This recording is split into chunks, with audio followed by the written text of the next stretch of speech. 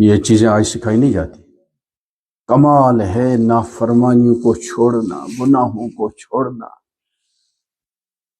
آرام پہنچانے کی کوشش کی جائے، کسی بھی طرح کسی قسم کی تکلیف کسی کو نہ پہنچے، نہ گھر میں نہ گھر سے باہر. جہاں بھی ہو، جہاں بھی جائے، اللہ کے ساتھ کنیکٹڈ رہے. کنیکٹڈ رہنے کیا مراد؟ یعنی اس کی نافرمانی سے بچتا رہے اور اس کی عبادت بہت ہی بہترین طریقے سے انجام دے. اور وہی زندہ ہے اللہ کے حضور، یعنی اللہ کے یہاں وہی انسان زندہ ہے جو اللہ سبحانہ و تعالیٰ کی ٹھیک سے عبادت کر رہا ہے.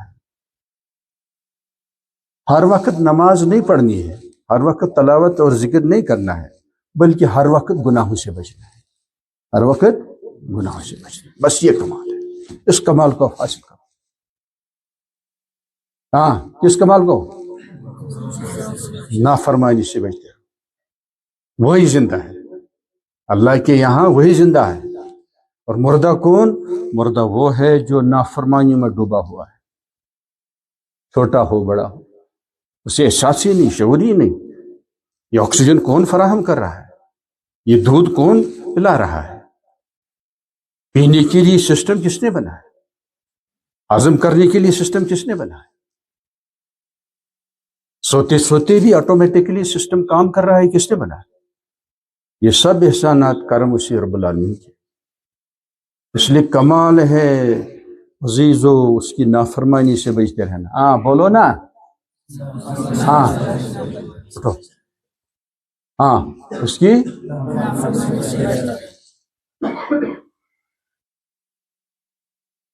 اور اس آیت کو یاد کرو، سورہ حجرات کی.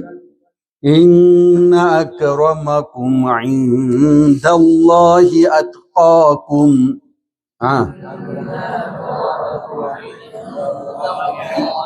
شاباش.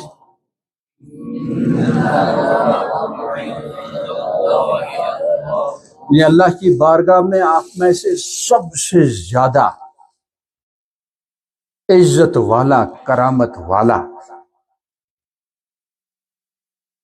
وہ ہے جو آپ میں سے سب سے زیادہ پرہیزگار ہو، گناہوں سے بچنے والا ہو، ظاہری گناہوں سے بھی اور باطنی گناہوں سے، جلوت کے گناہوں سے بھی اور خلوت کے گناہوں سے بھی.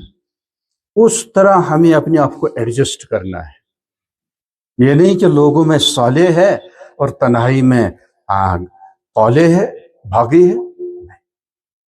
پھر دیکھو بہار آئے گی، دلوں میں بہار آئے گی، صحت میں بہار آئے گی، عقل میں بہار آئے گی، میمورائزیشن قوت حافظہ میں بہار آئے گی، نعمتوں میں بہار آئے گی. آگے سے